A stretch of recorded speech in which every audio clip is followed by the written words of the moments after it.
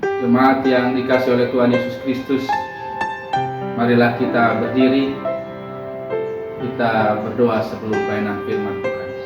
Kita satu di dalam doa. Terpujilah Tuhan Yesus Kristus, kuasai kami dengan kuasa Roh Kudus, agar kami mengerti tentang kebenaran firman Tuhan pada minggu pagi ini. Berfirmanlah ya Tuhan, karena kami anak-anak-Mu siap untuk mendengarkan. Terpujilah Kristus, haleluya, amin. Silakan duduk. Marilah kita membuka kitab kita dari Matius pasal yang ke-27 ayat yang ke-11 sampai dengan ayat yang ke-31. Dua judul perikop, Yesus di hadapan Pilatus dan Yesus diolok-olokkan. Demikianlah firman Tuhan. Lalu Yesus dihadapkan kepada wali negeri, dan wali negeri bertanya kepadanya, "Engkaulah raja orang Yahudi?" Jawab Yesus, "Engkau sendiri mengatakan." Tetapi atas tuduhan yang diajukan imam-imam kepala dan tua-tua terhadap dia, ia tidak memberi jawaban apapun. Maka kata Pilatus kepadanya, "Tidakkah engkau dengar betapa banyaknya tuduhan saksi-saksi ini terhadap engkau?" Tetapi ia tidak menjawab suatu kata pun, sehingga wali negeri itu sangat heran. Telah menjadi kebiasaan bagi wali negeri untuk membebaskan satu orang hukuman pada tiap-tiap hari raya itu atas pilihan orang banyak. Dan pada waktu itu ada dalam penjara orang yang terkenal kejahatannya yang bernama Yesus Barabas. Karena mereka sudah berkumpul di sana, Pilatus berkata kepada mereka, "Siapa yang kamu kehendaki kubebaskan bagimu? Yesus Barabas atau Yesus yang disebut Kristus?" Ia memang mengetahui bahwa mereka telah menyerahkan Yesus karena dengki.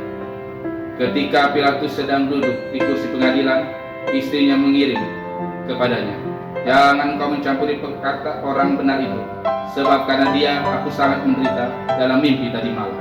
Tetapi oleh hasutan imam-imam kepala dan tua-tua, orang banyak bertekad untuk minta supaya Barabas dibebaskan dan Yesus dihukum mati. Wali negeri menjawab dan berkata kepada mereka, "Siapa di antara kedua orang itu yang kamu kehendaki kubebaskan bagimu?" Kata mereka, "Barabas." Kata Pilatus kepada mereka, "Jika begitu, apakah yang harus berbuat dengan Yesus yang disebut Kristus?" Mereka semua berseru, "Ia harus disalibkan," katanya. Tetapi kejahatan apakah yang telah dilakukannya? Namun mereka makin keras berteriak, "Ia harus disalibkan." Ketika Pilatus melihat bahwa segala usaha akan sia-sia, malah sudah mulai timbul kekacauan, ia mengambil air dan membasuh tangannya di hadapan orang banyak dan berkata, "Aku tidak bersalah terhadap darah orang ini, itu urusan kamu sendiri." Dan seluruh rakyat itu menjawab, "Biarlah darah itu tanggungkan atas kami dan atas anak-anak kami." Lalu ia membebaskan Barabas bagi mereka, tetapi Yesus disesatkan lalu diserahkannya untuk disalibkan. Yesus diolok-olokkan. Kemudian serdadu-serdadu wali negeri membawa Yesus ke gedung pengadilan, lalu memanggil seluruh pasukan berkumpul sekeliling Yesus. Mereka meninggalkan pakaiannya dan mengenakan jubah ungu kepadanya. Mereka mengenyam sebuah mahkota duri dan menaruh di atas kepalanya, lalu memberikan dia sebatang bulu di tangan kanannya. Kemudian mereka berlutut di hadapannya dan mengolok-olokkan dia, katanya, "Salam hai orang Yahudi." Mereka meludahinya dan mengambil bulu itu dan memukulnya ke kepalanya. Sesudah mengolok-olok dia, mereka menanggalkan jubah itu daripadanya dan mengenakan pula pakaiannya kepadanya. Kemudian mereka membawa dia keluar untuk disalibkan. Sedemikian jauh pembacaan firman Tuhan.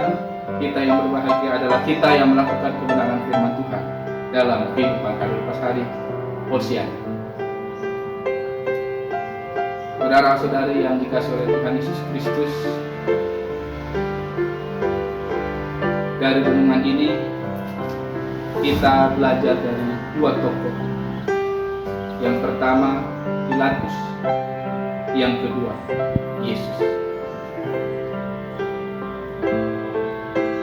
Pilatus adalah seorang pemimpin pada saat itu. Pemimpin pada saat itu, dalam konteks itu ada dua. Pemimpin agama yang dipegang oleh orang Yahudi. Yang kedua, pemimpin pemerintah yang dipegang oleh